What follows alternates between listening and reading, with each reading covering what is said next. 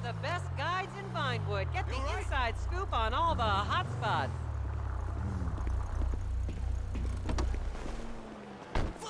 Vinewood's oldest and least pleasurable tour company. Forget the rest. Go with the least. See all the best sights in Vinewood, like where famous people shit. Get your tickets now. As I am contractually obliged to say, buckle up, everyone. It's showtime.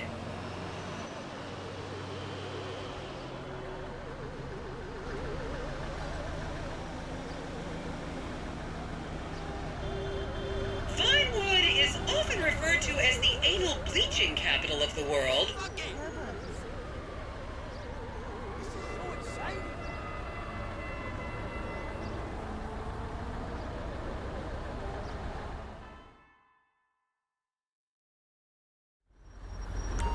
Okay, smartphones at the ready, celeb spotters. We are now approaching the legendary nightclub, the Dungeon Crawler. Opened in 1996, the club is famously owned by actor Bruce Spade, who has a custom-built, elevated VIP table so that he looks the same height as everyone else. It remains one of Vinewood's hottest night spots for the rich and famous to do drugs and date rape impressionable fans. Play your cards right, and that could be you! The Dungeon Crawler was in the news again recently when comedian Morgan Chester allegedly ran over a doorman in his SUV for not laughing at one of his jokes.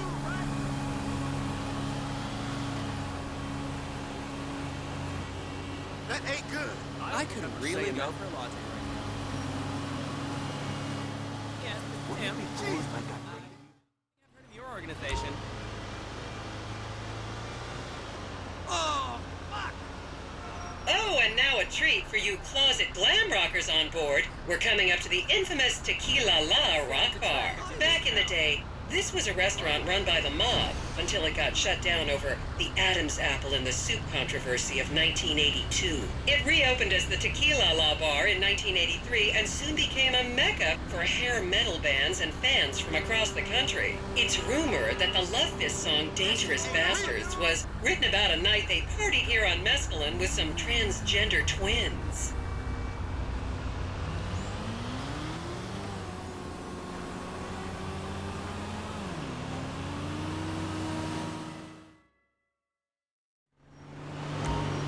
Now, this house up ahead is one of the many private residences of action movie director Mark Fostenberg.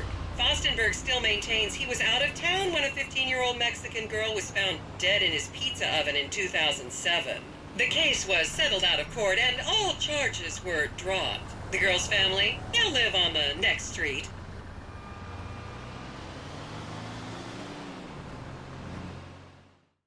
Fuck you, man! So this is the house of television exercise guru The Craze. You might have seen him degrading himself recently on Rehab Island. Do any of you remember the 80s? Huh, strange times. People didn't go to the gym back then. They did jumping jacks in front of the TV and leg warmers and headbands. The Craze swapped his gold lame leotard for a crack pipe in the 90s, but is reportedly now clean and in the best shape of his life. That's Vinewood's code for he's trying to make a comeback.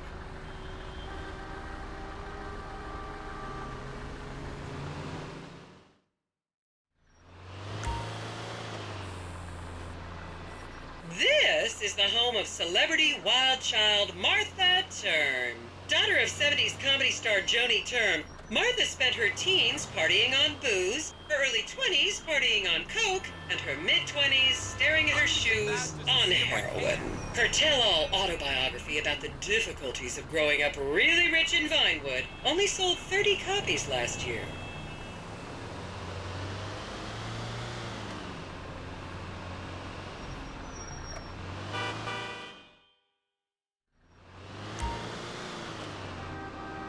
Just up ahead is another place to see and be seen in Rockford Hills, the Richmond Hotel. An iconic entertainment industry hangout, sleazy producer types have been promising to make young girl stars here for over 100 years now. Not gonna lie, I did some shameful things in that lobby bar in my youth, but I've put that period of my life behind me now.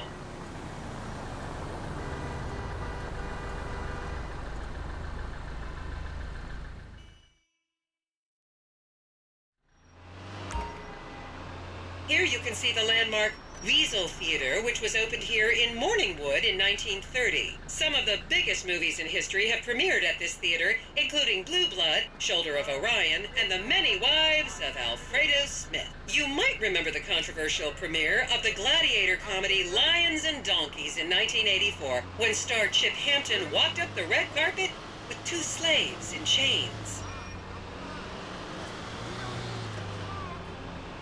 I heard that shit.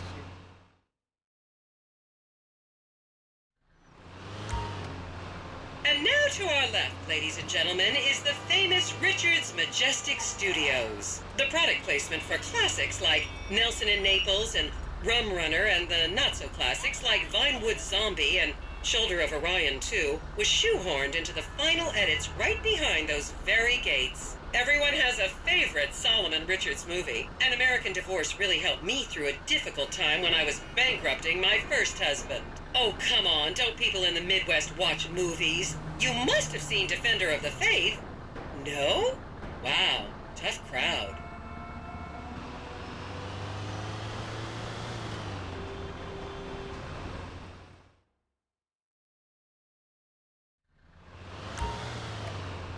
Okay, people, get those cameras out. This is Portola Drive. You won't get a better chance to spot a celebrity in its natural habitat. As you can see, the recession hasn't hit this part of town very hard. These are some of the most offensively high-end designer stores in the country. And now, some fun trivia for you.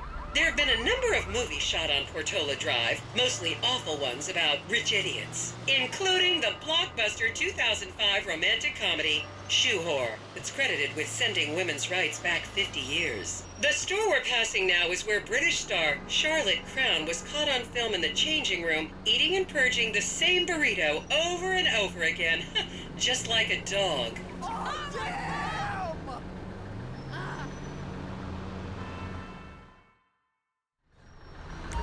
This is the Epsilon Center. Anyone with red hair, please cover it for your own safety. If you really want to meet a famous celebrity, this place is packed full of them. Take an introductory course. It changed my life. Kiflob!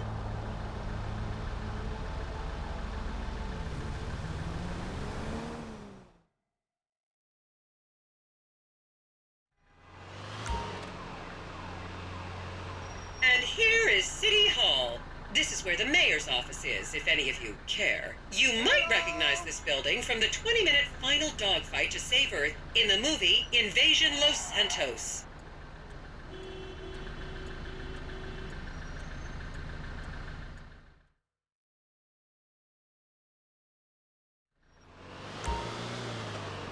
And here we have the beautiful Oriental Theater.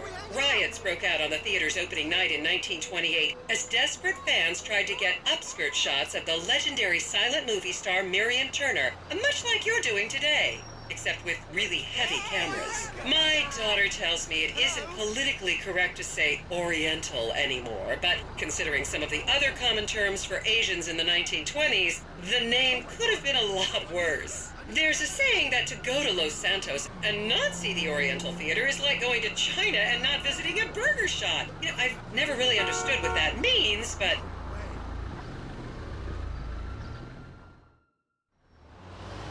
How you doing?